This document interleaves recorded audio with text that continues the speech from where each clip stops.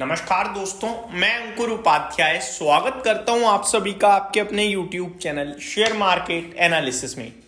दोस्तों, आज बाजार में गिरावट देखी, तेजी देखी और गिरावट देखी, लेकिन इस बीच में कुछ स्टॉक्स ऐसे थे जिनमें केवल और केवल गिरावट ही देखी और बड़ी गिरावट थी।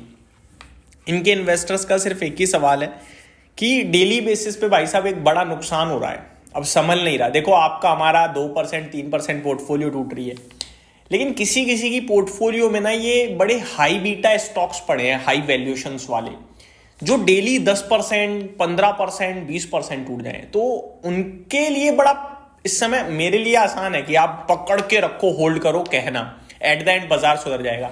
लेकिन अगर किसी की बहुत ही ज्यादा फोकस्ड पोर्टफोलियो जिसमें उसने 2 या 3 शेयर्स लिए हुए हैं, सारा पैसा उन्हीं में लगाया हुआ है और उनमें ऐसा फॉल चल रहा है जिसमें सब खत्म हो जाने का डर है, तो फिर उनके लिए डिसीजन लेना बड़ा मुश्किल हो जाएगा। एक बार आप सोच के देखो, अगर किसी की पोर्टफोलियो में अनंत राज का शेयर है और उसने अभी रिसेंटली खरीदा है, तो अगर टॉप से खरीदा है तो भाई साहब आधा रह गया पैसा, ठीक है।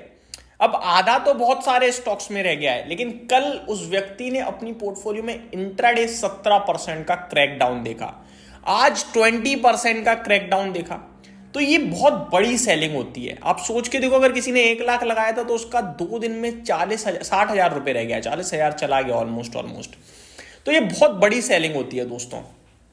अगर किसी के पास केन्स टेक्नोलॉजीज है तो 7,800 के हाइज वाले ने आज 4,500 आ गया, 4,660 रुपए।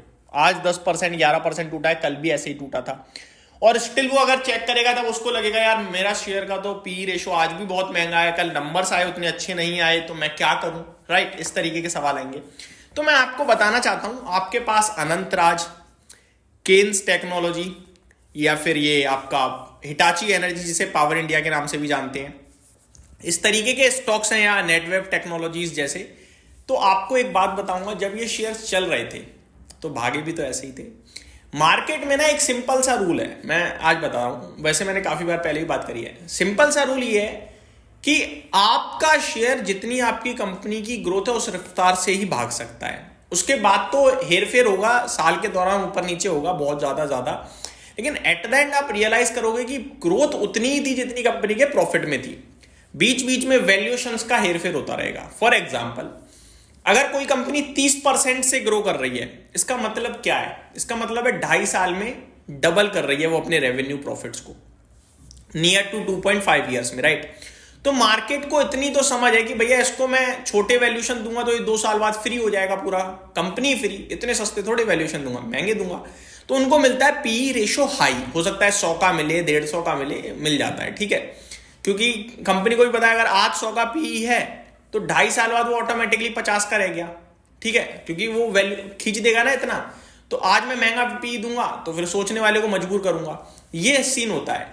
तो मार्केट क्या करता है, किसी चीज को 5 गुना कर देता है एक ही साल में। 100 वाला 500 हो गया मान लो, फिर अगली साल क्या होगा, वो हो सकता है 250 पे आ जाए। तो आपने देखा क्या देखा, 100 वाला 250 हुआ 2 साल में, यानी 2 साल में आपका पैसा ऑलमोस्ट डबल हुआ, ठीक है। लेकिन इस बीच में 100 वाले ने 250 तो देखा, लेकिन 500 वाले का 250 रह गया, यानी पैसा आधा रह गया।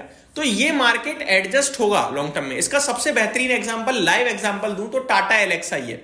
टाटा एलएक्सआई का शेयर जब चला तो 1,000 रुपए से 10,000 हुआ, लेकिन आज 6,000 6,500 है। अगर आप टाइम फ्रेम देखोगे तो वो रिटर्न्स आपको एक्चुअल जो है वो अब बराबर दिखेंगे। उससे पहले भी टाटा एलएक्सआई जब चला था ना तो ऐसे ही चला था, 100 रुपए से 700 रुपए हो गया था।